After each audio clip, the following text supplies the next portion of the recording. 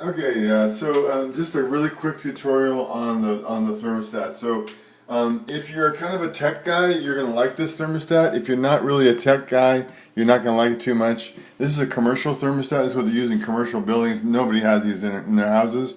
You're welcome to switch it out if you want. If you don't like it, just put a simpler one in there. The only thing I'd ask is if you do that, don't chunk this one. Send it to me because or I'll buy it from you, one of the two. They're fairly expensive. They're a couple $100, so you don't want to chunk it in the trash. But it's a fairly complicated one, and but it's not too complicated.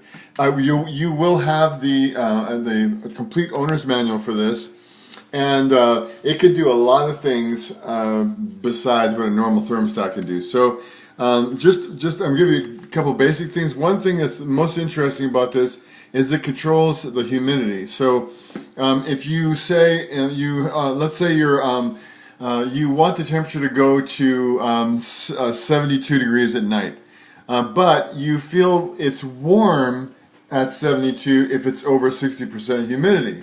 Then just ignore the numbers that are on there right now. It's set on 65%, which means that it's set on 65%, and the actual humidity is 65%. No, sorry.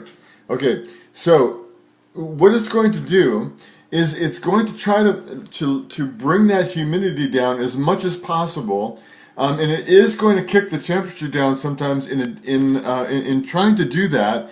But the advantage is you feel like the temperature you feel like you hear on the weather report or whatever, that's going to stay fairly constant if you keep the humidity at a certain level. So in the summertime, I might have the maximum humidity as 55% or 60%, and then it's going to adjust the temperature so that it feels about the same temperature at night. It's all going to be in your manual, and you can read that, but there's a lot to read. So I'll just show you really quickly how to. So it has three fan settings here. It's on auto, which you understand auto. Then it has, the next one is circulate, which means it randomly comes on about 15% of the time to keep air circulating when it's not, maybe in the springtime when it's not really coming on to heat or cool. And then the on setting, of course, which is always on. So you just touch the screen, everything's touch screen, circulate, on, auto, and then you just push done is the bottom left hand corner. That sets whatever you just did. So we're done with that. Now schedule is what the schedule says. We push schedule and it will tell you. So right now I'm on the cooling mode. I'm on the military time, 0530 hours. I'm at 78 degrees on cooling. At 1800 hours, I'm at 76 degrees.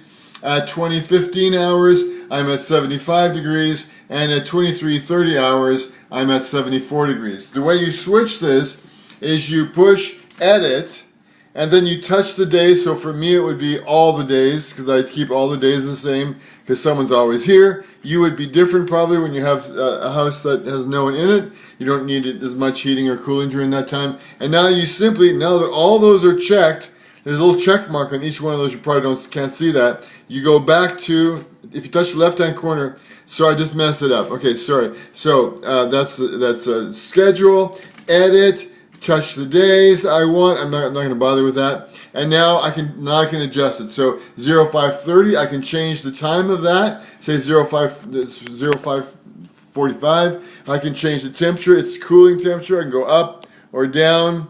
Then I go to the next time slot, 1800 hours. You can adjust the time of that or the temperature, heating, cooling. You see the heating is on the top, cooling is on the bottom. Next time zone, I'm calling it zone next. So the next time. So then you just change all those. The bottom left-hand corner is your finish right there, and it saved the changes, and now it's going to put those into operation. Now you also have something.